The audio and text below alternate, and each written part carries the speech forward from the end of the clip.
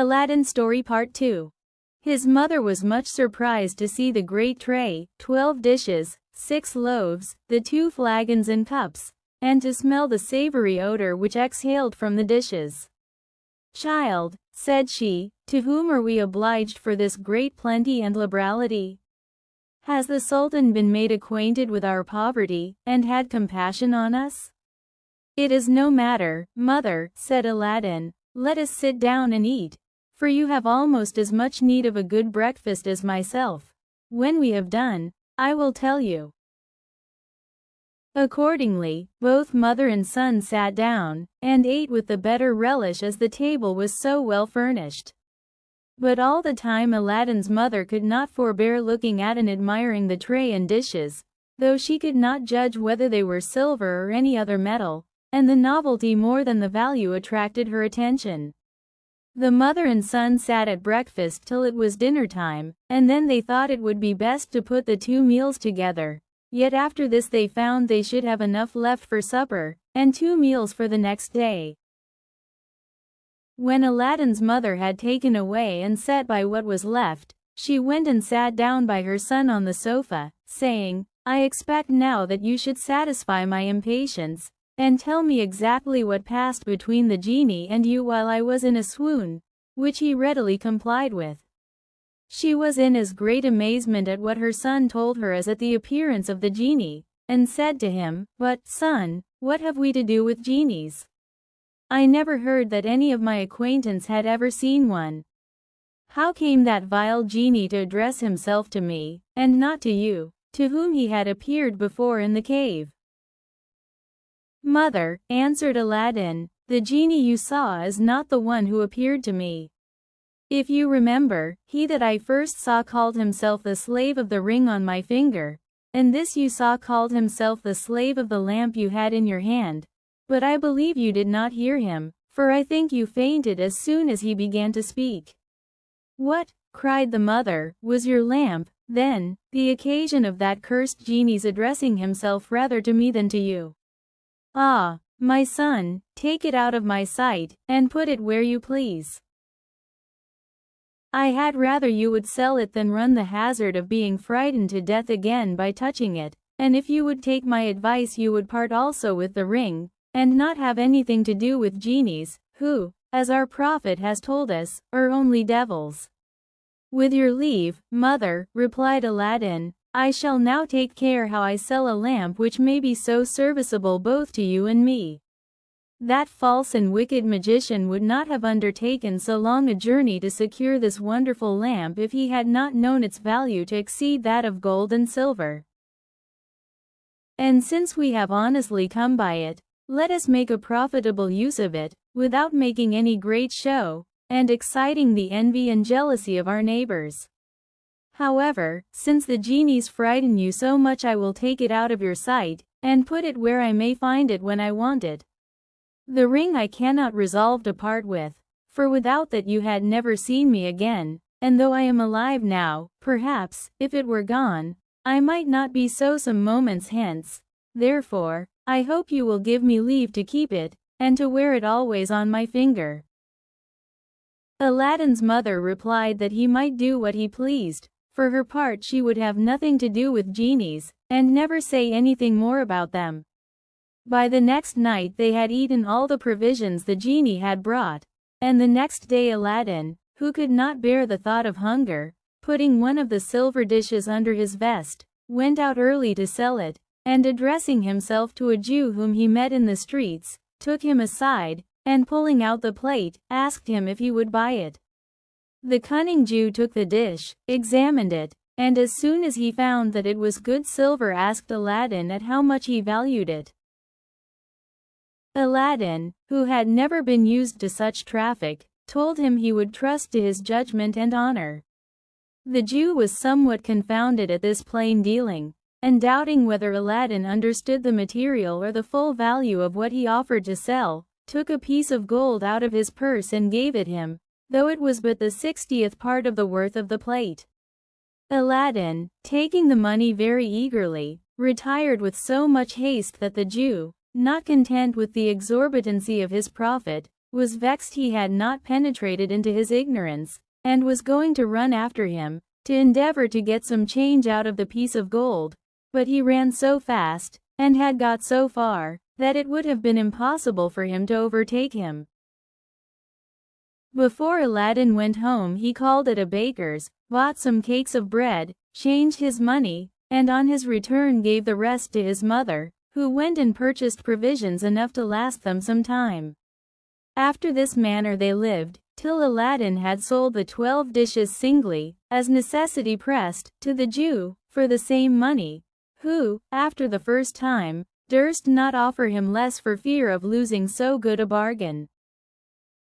When he had sold the last dish he had recourse to the tray, which weighed 10 times as much as the dishes, and would have carried it to his old purchaser, but that it was too large and cumbersome.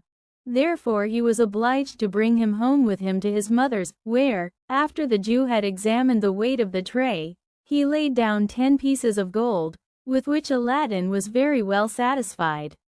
When all the money was spent, Aladdin had recourse again to the lamp. He took it in his hand, looked for that part where his mother had rubbed it with the sand, rubbed it also, when the genie immediately appeared, and said, "What wouldst thou have? I am ready to obey thee as thy slave, and the slave of all those who have that lamp in their hands, I and the other slaves of the lamp." "I am hungry," said Aladdin, "bring me something to eat." The genie disappeared, and presently returned with a tray, the same number of covered dishes as before, set them down, and vanished. As soon as Aladdin found that their provisions were again expended, he took one of the dishes, and went to look for his Jew chapman, but passing by a goldsmith's shop, the goldsmith perceiving him called to him and said, "My lad, I imagine that you have something to sell to the Jew, whom I often see you visit, but perhaps you do not know that he is the greatest rogue even among the Jews. I will give you the full worth of what you have to sell, or I will direct you to other merchants who will not cheat you."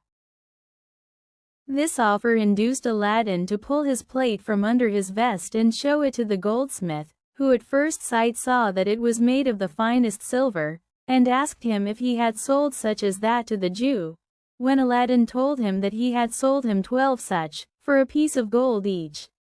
"What a villain!" cried the goldsmith. "But," added he, "my son, what is past cannot be recalled. By showing you the value of this plate, which is of the finest silver we use in our shops, I will let you see how much the Jew has cheated you." The goldsmith took a pair of scales, weighed the dish, and assured him that his plate would fetch by weight 60 pieces of gold, which he offered to pay down immediately. Aladdin thanked him for his fair dealing, and never after went to any other person. Though Aladdin and his mother had an inexhaustible treasure in their lamp, and might have had whatever they wished for, yet they lived with the same frugality as before, and it may easily be supposed that the money for which Aladdin had sold the dishes and tray was sufficient to maintain them some time.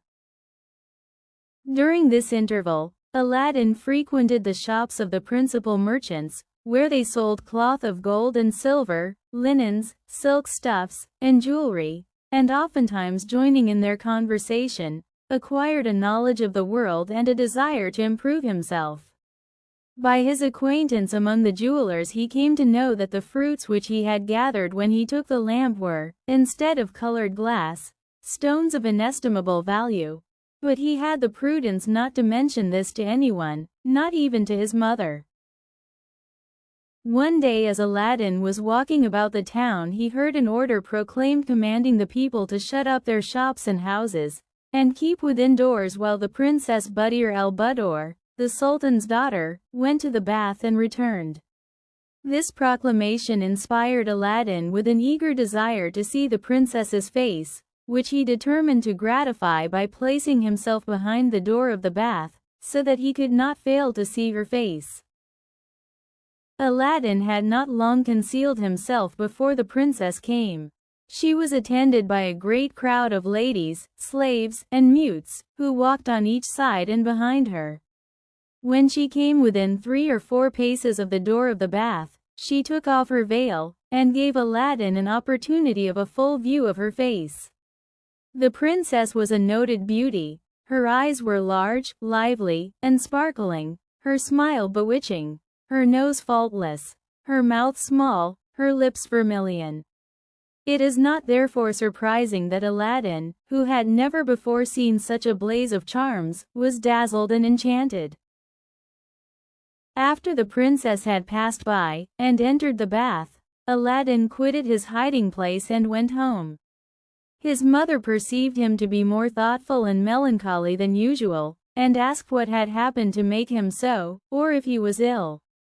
He then told his mother all his adventure, and concluded by declaring, "I love the princess more than I can express, and am resolved that I will ask her in marriage of the Sultan." Aladdin's mother listened with surprise to what her son told her, but when he talked of asking the princess in marriage, she laughed aloud. "Alas, child," said she, "what are you thinking of? You must be mad to talk thus." "I assure you, mother," replied Aladdin, "that I am not mad, but in my right senses. I foresaw that you would reproach me with folly and extravagance, but I must tell you once more that I am resolved to demand the princess of the Sultan in marriage, nor do I despair of success. I have the slaves of the lamp and of the ring to help me, and you know how powerful their aid is. And I have another secret to tell you. Those pieces of glass, which I got from the trees in the garden of the subterranean palace, are jewels of inestimable value, and fit for the greatest monarchs. All the precious stones the jewelers have in Baghdad are not to be compared to mine for size or beauty, and I am sure that the offer of them will secure the favor of the Sultan. You have a large porcelain dish fit to hold them. Fetch it, and let us see how they will look, when we have arranged them according to their different colors." Aladdin's mother brought the china dish, when he took the jewels out of the two purses in which he had kept them, and placed them in order according to his fancy. But the brightness and luster they emitted in the daytime, and the variety of the colors, so dazzled the eyes both of mother and son that they were astonished beyond measure.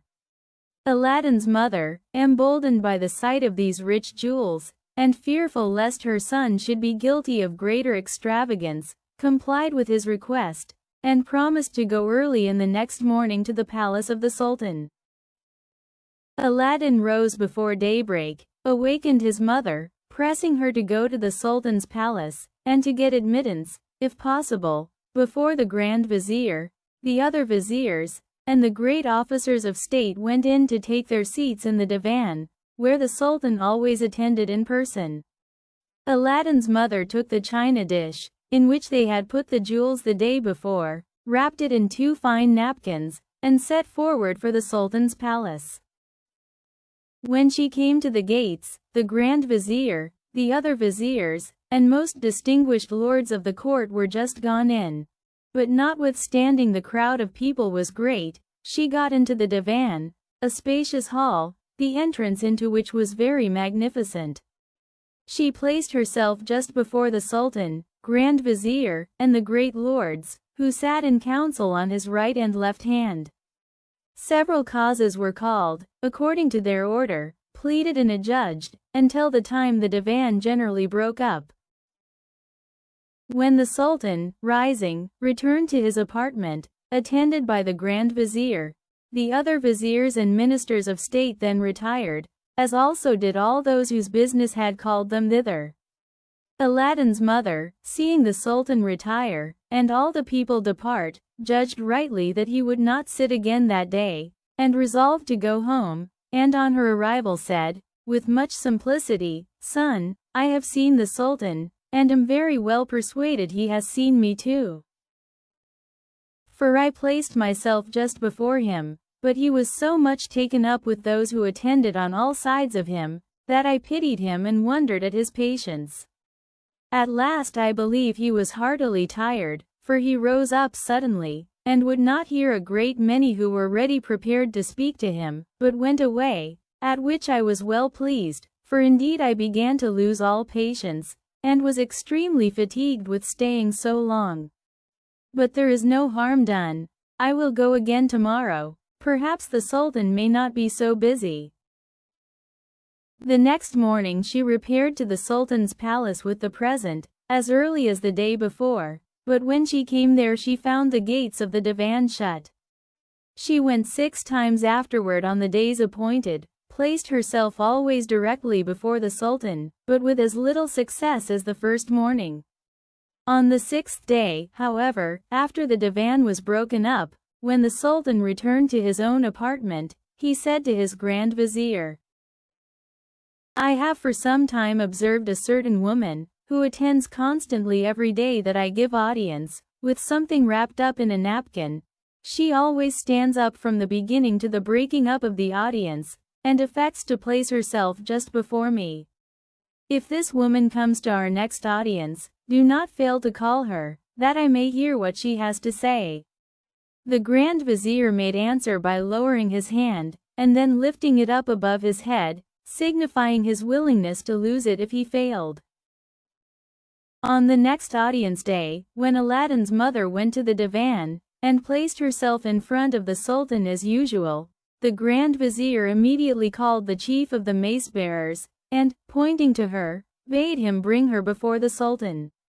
The old woman at once followed the mace-bearer, and when she reached the Sultan, bowed her head down to the carpet which covered the platform of the throne, and remained in that posture till he bade her rise, which she had no sooner done than he said to her, Good woman, I have observed you to stand many days, from the beginning to the rising of the divan. What business brings you here? After these words, Aladdin's mother prostrated herself a second time, and, when she arose, said, Monarch of monarchs, I beg of you to pardon the boldness of my petition, and to assure me of your pardon and forgiveness. Well, replied the Sultan, I will forgive you, be it what it may, and no hurt shall come to you. Speak boldly. When Aladdin's mother had taken all these precautions for fear of the Sultan's anger, she told him faithfully the errand on which her son had sent her, and the event which led to his making so bold a request in spite of all her remonstrances. The Sultan hearkened to this discourse without showing the least anger, but, before he gave her any answer, asked her what she had brought tied up in the napkin. She took the china dish, which she had set down at the foot of the throne, untied it, and presented it to the Sultan. The Sultan's amazement and surprise were inexpressible when he saw so many large, beautiful, and valuable jewels collected in the dish. He remained for some time lost in admiration. At last, when he had recovered himself, he received the present from Aladdin's mother's hand, saying, How rich! How beautiful! After he had admired and handled all the jewels one after another, he turned to his Grand Vizier, and, showing him the dish, said, Behold, admire, wonder, and confess that your eyes never beheld jewels so rich and beautiful before. The Vizier was charmed. Well, continued the Sultan, what sayest thou to such a present? Is it not worthy of the princess my daughter? And ought I not to bestow her on one who values her at so great a price? I cannot but own, replied the Grand Vizier, that the present is worthy of the princess. But I beg of your Majesty to grant me 3 months before you come to a final resolution. I hope before that time my son, whom you have regarded with your favor, will be able to make a nobler present than this Aladdin, who is an entire stranger to your Majesty. The Sultan granted his request, and he said to the old woman, Good woman, go home, and tell your son that I agree to the proposal you have made me. But I cannot marry the princess my daughter for 3 months. At the expiration of that time come again. Aladdin's mother returned home much more gratified than she had expected, and told her son with much joy the condescending answer she had received from the Sultan's own mouth, and that she was to come to the divan again that day 3 months. Aladdin thought himself the most happy of all men at hearing this news, and thanked his mother for the pains she had taken in the affair, the good success of which was of so great importance to his peace that he counted every day, week, and even hour as it passed. When 2 of the 3 months were past, his mother one evening, having no oil in the house, went out to buy some, and found a general rejoicing at Euro, the houses dressed with foliage, silks, and carpeting, and every one striving to show their joy according to their ability. The streets were crowded with officers in habits of ceremony, mounted on horses richly caparisoned, each attended by a great many footmen. Aladdin's mother asked the oil merchant what was the meaning of all this preparation of public festivity. "Whence came you, good woman," said he, "that you don't know that the Grand Vizier's son is to marry the Princess Buddir al-Buddoor, the Sultan's daughter, tonight? She will presently return from the bath, and these officers whom you see are to assist at the cavalcade to the palace, where the ceremony is to be solemnized." Aladdin's mother on hearing this news ran home very quickly. "Child," cried she, "you are undone. The Sultan's fine promise will come to naught. This night the Grand Vizier's son is to marry the Princess Buddir al-Buddoor." At this account Aladdin was thunderstruck, and he bethought himself of the lamp, and of the genie who had promised to obey him, and without indulging in idle words against the Sultan, the Vizier, or his son, he determined, if possible, to prevent the marriage.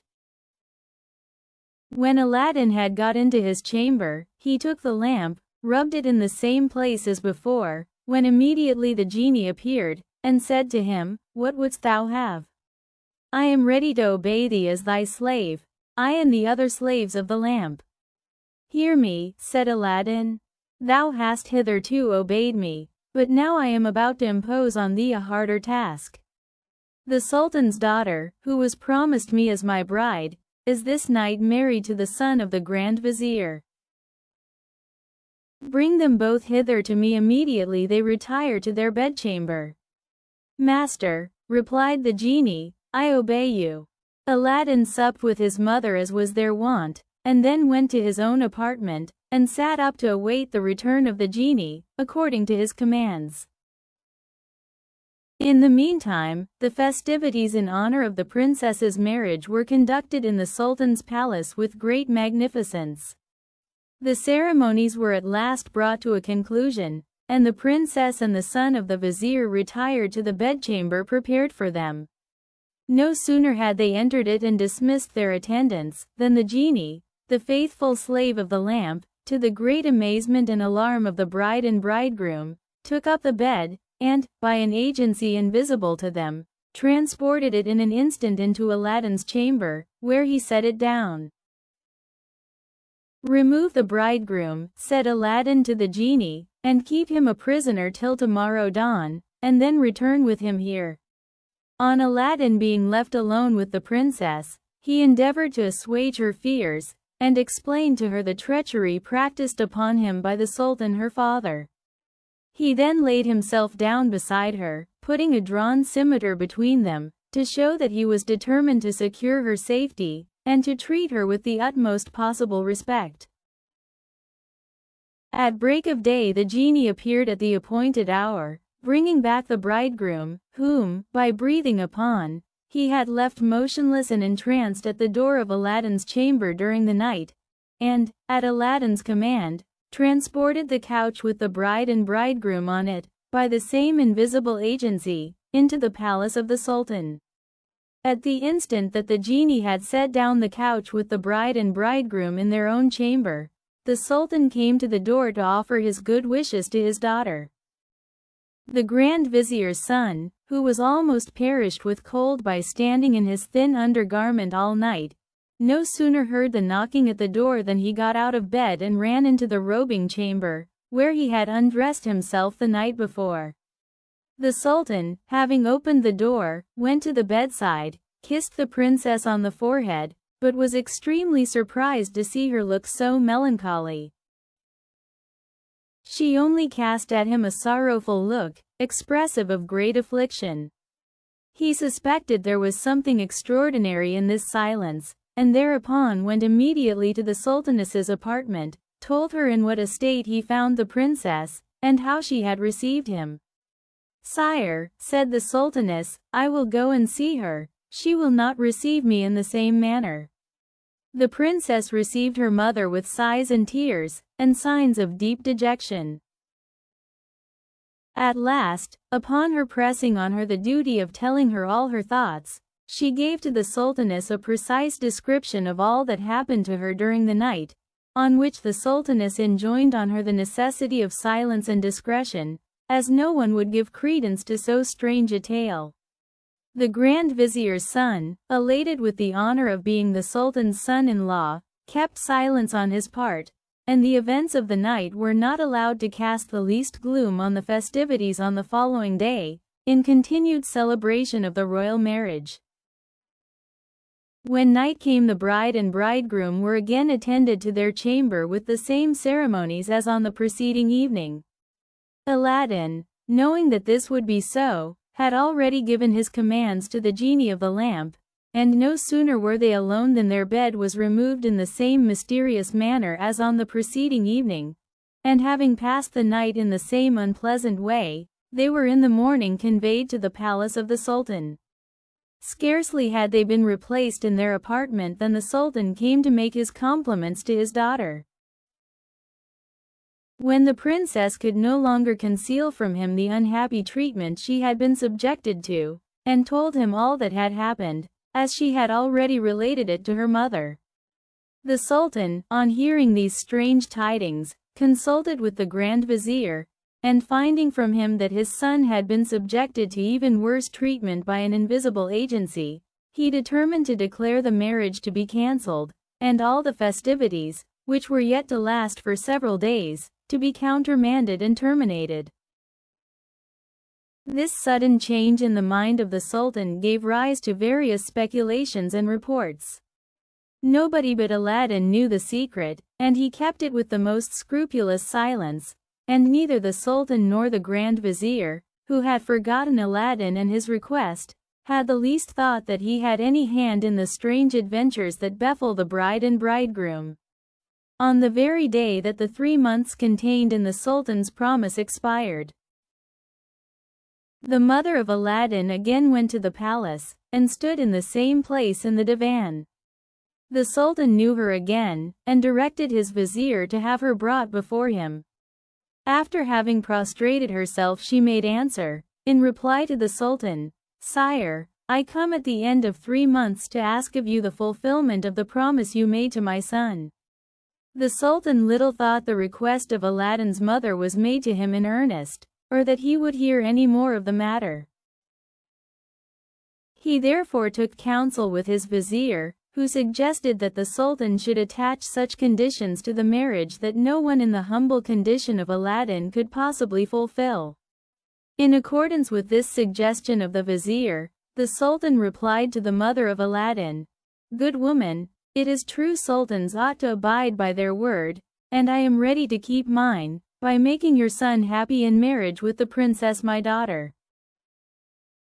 But as I cannot marry her without some further proof of your son being able to support her in royal state, you may tell him I will fulfill my promise as soon as he shall send me 40 trays of massy gold, full of the same sort of jewels you have already made me a present of, and carried by the like number of black slaves, who shall be led by as many young and handsome white slaves, all dressed magnificently. On these conditions I am ready to bestow the princess my daughter upon him. Therefore, good woman, go and tell him so, and I will wait till you bring me his answer." Aladdin's mother prostrated herself a second time before the sultan's throne, and retired. On her way home she laughed within herself at her son's foolish imagination. "Where," said she, "can he get so many large gold trays, and such precious stones to fill them? It is altogether out of his power, and I believe he will not be much pleased with my embassy this time." When she came home, full of these thoughts, she told Aladdin all the circumstances of her interview with the sultan, and the conditions on which he consented to the marriage. "The sultan expects your answer immediately," said she, and then added, laughing, "I believe he may wait long enough." "Not so long, mother, as you imagine," replied Aladdin. "This demand is a mere trifle, and will prove no bar to my marriage with the princess. I will prepare at once to satisfy his request." Aladdin retired to his own apartment and summoned the genie of the lamp, and required him to immediately prepare and present the gift, before the Sultan closed his morning audience, according to the terms in which it had been prescribed. The genie professed his obedience to the owner of the lamp, and disappeared. Within a very short time, a train of 40 black slaves, led by the same number of white slaves, appeared opposite the house in which Aladdin lived. Each black slave carried on his head a basin of massy gold, full of pearls, diamonds, rubies, and emeralds. Aladdin then addressed his mother, "Madam, pray lose no time. Before the Sultan and the divan rise, I would have you return to the palace with this present as the dowry demanded for the princess, that he may judge by my diligence and exactness of the ardent and sincere desire I have to procure myself the honor of this alliance." As soon as this magnificent procession, with Aladdin's mother at its head, had begun to march from Aladdin's house, the whole city was filled with the crowds of people desirous to see so grand a sight. The graceful bearing, elegant form, and wonderful likeness of each slave, their grave walk at an equal distance from each other, the luster of their jeweled girdles, and the brilliancy of the aigrettes of precious stones in their turbans, excited the greatest admiration in the spectators. As they had to pass through several streets to the palace, the whole length of the way was lined with files of spectators. Nothing, indeed, was ever seen so beautiful and brilliant in the Sultan's palace, and the richest robes of the emirs of his court were not to be compared to the costly dresses of these slaves, whom they supposed to be kings. As the Sultan, who had been informed of their approach, had given orders for them to be admitted, they met with no obstacle, but went into the divan in regular order, one part turning to the right, and the other to the left. After they were all entered, and had formed a semicircle before the Sultan's throne, the black slaves laid the golden trays on the carpet, prostrated themselves, touching the carpet with their foreheads, and at the same time the white slaves did the same. When they rose, the black slaves uncovered the trays, and then all stood with their arms crossed over their breasts. In the meantime, Aladdin's mother advanced to the foot of the throne, and having prostrated herself, said to the Sultan, "Sire, my son knows this present is much below the notice of Princess Buddir al-Buddoor, but hopes, nevertheless, that your Majesty will accept of it, and make it agreeable to the princess, and with the greater confidence since he has endeavored to conform to the conditions you were pleased to impose."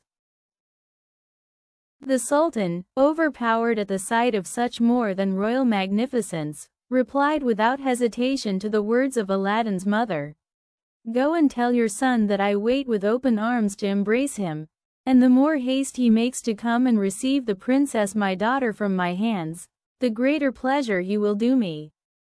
As soon as Aladdin's mother had retired, the Sultan put an end to the audience, and rising from his throne, ordered that the princess's attendants should come and carry the trays into their mistress's apartment, whither he went himself to examine them with her at his leisure.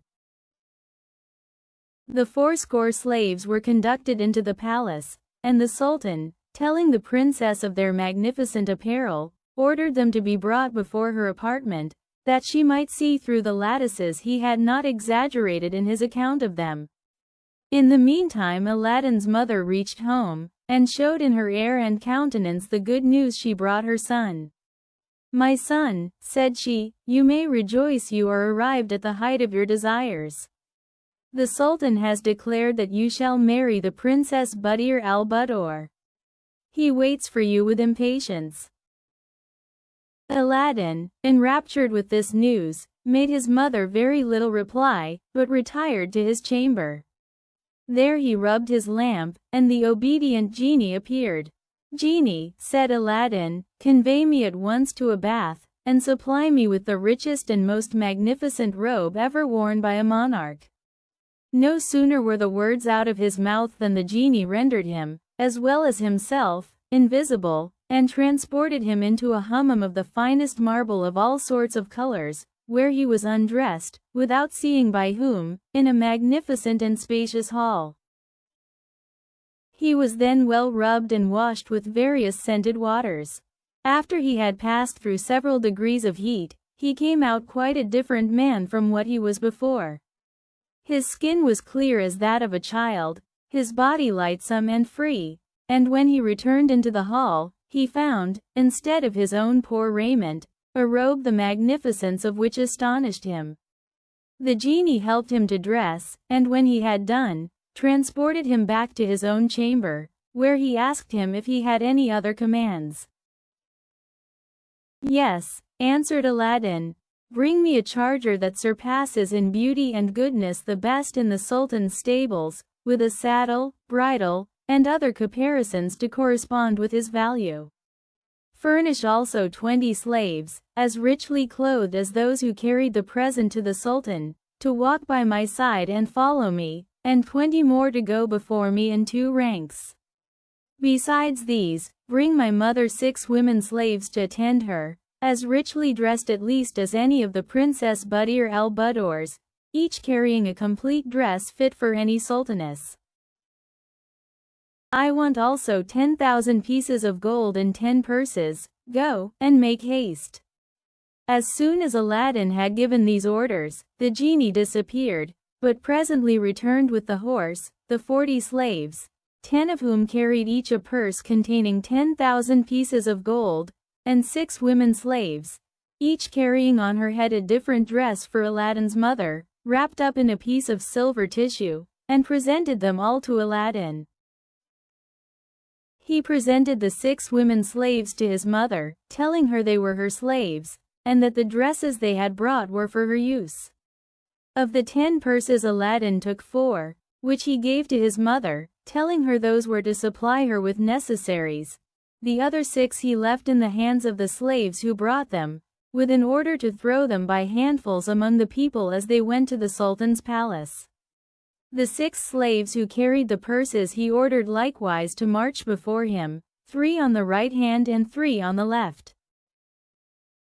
When Aladdin had thus prepared himself for his first interview with the Sultan, he dismissed the genie, and immediately mounting his charger, began his march, and though he never was on horseback before, appeared with a grace the most experienced horseman might envy.